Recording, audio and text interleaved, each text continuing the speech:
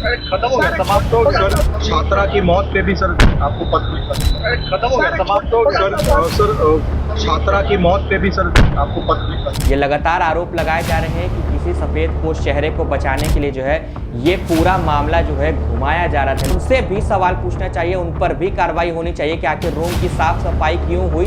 यानी कि साफ तौर पर है उस बेडशीट की सफाई हो चुकी थी, उसकी धुलाई हो चुकी थी। नमस्कार, NBC 24 देख रहे हैं आप, मैं आपके साथ शिवम राज।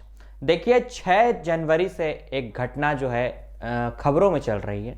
नीट छात्रा की मौत का मामला जो कि शंभू गर्ल्स हॉस्टल से शुरू हुई। 13 जनवरी को जो है गांधी मैदान कारगिल चौक पर शव को रखकर प्रदर्शन किया गया परिजनों की तरफ से। परिजनों का आरोप था कि बच्ची के साथ जो है कहीं ना कहीं दरिंदगी की गई है। उसके बाद पुलिस प्रशासन की तरफ से लगातार सुसाइड का एंगल दिया जा रहा था, लेकिन जिस वक्त पोस्टमार्टम रिपोर्ट आई PMCH की तरफ से, उस वक्त जो है सब कुछ क्लियर हो गया कि इस लड़की के साथ क्या हुआ था और जांच जो है उसके बाद शुरू हो गई। पुलिस प्रशासन पर लगातार सवाल खड़े हो रहे थे, लेकिन अब जो है इस घटना को हुए 23 दिन बीत चुके हैं। आपको बता दें SIT का भी गठन हो चुका है। SIT लगातार जांच कर रही है। अभी तक जब बायोलॉजिकल रिपोर्ट आई उसमें जो है ये पाया गया कि लड़की के कपड़ों पर जो है शुक्राणु पाए गए हैं, मेल शुक्राणु जो है वो पाए गए हैं और उसकी जांच के लिए जो है पुलिस और फॉरेंसिक की टीम लगातार सैंपल कलेक्ट कर रही है। आपको बता दें कि अभी तक 25 लोगों के सैंपल जो है कलेक्ट कर लिए गए हैं और 10 लोगों की और सूची बनाई गई है, उनके भी सैंपल कलेक्ट किए जाएंगे। आपको बता दें कि इसके पहले जो है बीते दिन SIT की टीम मनीष रंजन, जो कि हॉस्टल मकान मालिक बताया जाता है, उसके आवास पर यानी कि जहानाबाद में मखदुमपुर में उसके पैतृक आवास है, वहां पर जो SIT की टीम ने छापेमारी की है। उसके बाद वहां से कुछ महत्वपूर्ण दस्तावेज भी उन्हें मिले हैं SIT को। उसके बाद परिजनों से घंटों पूछताछ की गई है। पूछताछ के दौरान जो है पता चला है कि मनीष रंजन 5 तारीख को जहानाबाद से पटना आया था। आपको बता दें कि छात्रा भी जो है 5 तारीख से जहानाबाद से पटना की ओर आई थी, यानी कि अपने हॉस्टल आई थी ट्रेन से।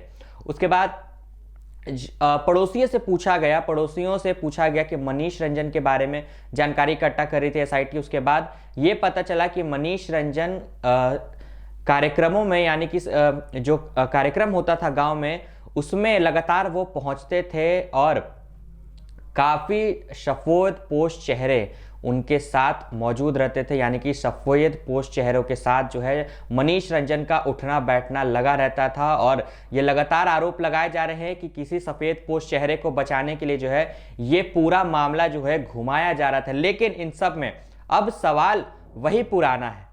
अब जो है सवाल है, और फॉरेंसिक की रिपोर्ट में यह पता चला है कि जो भी आरोपी है उसकी उम्र 18 से 21 वर्ष के बीच में है। यानी कि साफ तौर पर जो परिजन आरोप लगा रहे थे मनीष रंजन के साथ जो उनका बेटा रहता था, उनके बेटे पर जो है परिजन लगातार आरोप लगा रहे थे कि ये इसी बिल्डिंग में रहता है, नीचे वाले फ्लोर पे। लेकिन मनीष रंजन से जब हमने बातचीत की थी तो मनीष रंजन का कहना था कि हम यहाँ नहीं रहते हैं, जब वो लोग चले गए यहाँ से तब हम यहाँ आए और हमारे गार्ड को यहाँ पे हमने रखा है। लेकिन अब इन सब में एक अहम सवाल ये उठता है कि पूरी जांच चल रही है, SIT सैंपल कलेक्ट कर रही है, उन्हें शुक्राणु के भी सैंपल मिल चुके हैं, DNA टेस्ट अब कराना है, DNA टेस्ट कराया जा चुका है, रिजल्ट का इंतजार है। लेकिन अभी तक प्लेस ऑफ इंसिडेंट क्या था ये नहीं पता चला है। पूरी जांच चल रही है, लेकिन घटना कहां पर हुई, वारदात कहां पर हुई, इसका जवाब जो है अभी तक SIT को नहीं मिला है। फॉरेंसिक लगातार जांच कर रही है। फॉरेंसिक लगातार जो है हॉस्टल पटना से लेके जहानाबाद तक जांच कर रही है। उसकी मोबाइल फोन की जांच हो चुकी है, हॉस्टल का रूम वो भी जांच हो चुका है, CCTV फुटेजेस चेक कर चुके हैं हॉस्टल के, हॉस्पिटल के, जहानाबाद से लेके पटना तक का। लेकिन अभी तक ये नहीं पता चला कि प्लेस ऑफ इंसिडेंट क्या है, घटना कहां पर हुई है। शुरुआती दौर में बताया जा रहा था कि घटना जो है पटना में नहीं जहानाबाद में घटी है, लेकिन अभी तक इसका खुलासा कंफर्म SIT की तरफ से नहीं किया गया। इससे पहले लगातार पुलिस की तरफ से प्रेस कॉन्फ्रेंस करके इस केस को सुसाइड का एंगल तो दिया गया। यह बताया गया कि लड़की का जो यूरिन रिपोर्ट आया 8 जनवरी का, उसमें नींद की दवा का ओवरडोज पाया गया है। 2-3 बार जो है प्रेस कॉन्फ्रेंस करके बताया गया, ASP की तरफ से भी, SSP की तरफ से भी। लेकिन अभी तक जो है ये नहीं बताया गया है कि इस केस में क्या अपडेट आया है, कितने लोगों की गिरफ्तारी हुई है। अभी तक हॉस्टल की संचालिका नीलम अग्रवाल कहां है, नीलम अग्रवाल का कोई भी बयान, नीलम अग्रवाल को अभी तक पुलिस ने हिरासत में लेके पूछताछ नहीं की है। लेकिन क्योंकि जिस वक्त यह घटना घटी हॉस्टल में, तो हॉस्टल की संचालिका पे इसकी जवाबदेही थी, हॉस्टल की केयर टेकर पे इसकी जवाबदेही थी, क्योंकि केयर टेकर नीतू और चंचला ने ही उस लड़की को प्रभात मेमोरियल हॉस्पिटल ले गया। पहले डॉक्टर के पास उन्हीं दोनों ने लेकर गया, उसके बाद जो है नीलम अग्रवाल आती है। तो ये तीनों अभी तक कहाँ हैं? नीलम अग्रवाल के बेटे वो कहाँ है? आशु अग्रवाल कहाँ है अभी तक? और मनीष रंजन के बेटे को अभी तक हिरासत में क्यों नहीं लिया गया है? इन सब का जवाब जो अभी तक पुलिस की तरफ से नहीं आया। पूरी जांच तो चल रही है, लेकिन प्लेस ऑफ इंसिडेंट क्या है और जिस रूम में ये घटना घटी थी, जिस रूम से उस लड़की को निकाला गया था बेहोशी की हालत में, उस रूम की फॉरेंसिक जांच तो हुई है, लेकिन अभी तक उस रूम के फॉरेंसिक जांच का रिजल्ट क्या है ये भी हमें नहीं पता है। क्योंकि बताया जा रहा है कि जिस वक्त ये घटना घटी थी, लड़की को निकाला गया था, उसके बाद रूम की साफ सफाई हो गई थी।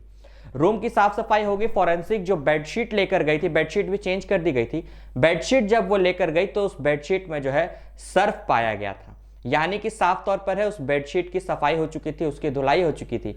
तो इन सब में आपको बता दें कि चित्रगुप्त नगर थाने की थाना प्रभारी रोशनी कुमारी शुरुआती से ही इस जांच में थी और चित्रगुप्त नगर थाना क्षेत्र की ही यह घटना है, आईओ थी।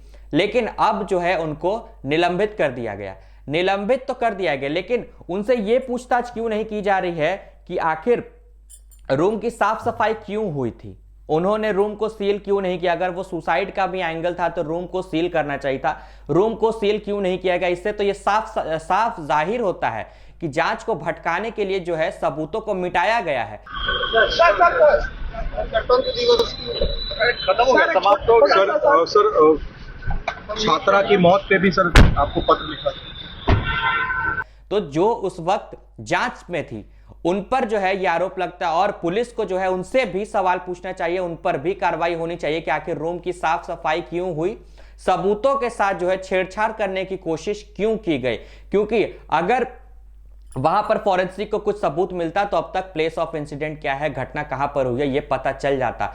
लेकिन अभी तक फॉरेंसिक ये पता नहीं लगा पाई है, एसआईटी की टीम ये नहीं पता लगा पाई है कि घटना कहां पर घटी थी, पटना में या जहानाबाद में। ना ही यहां पटना से लेकर जहानाबाद तक छापेमारी चल रही है, लेकिन अभी तक जो है इस केस में कोई भी रिजल्ट नहीं आया है। फिर आप डीजीपी से सवाल करिए, फिर मंत्री से सवाल करिए, कोई भी लोग इस सवाल का जवाब देने के लिए अब सामने नहीं आएंगे। डीजीपी साहब से भी जब पूछा गया, डीजीपी साहब अपने गाड़ी में बैठ के चले गए।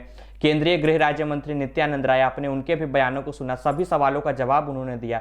लेकिन जब नीट छात्रा की मौत मामले में उनसे सवाल किया गया तो वो भी मुंह मोड़कर चले गए। प्रभात मेमोरियल हॉस्पिटल के बाहर एएसपी अभिनव कुमार से सवाल किया गया, वो भी मुंह मोड़कर चले गए।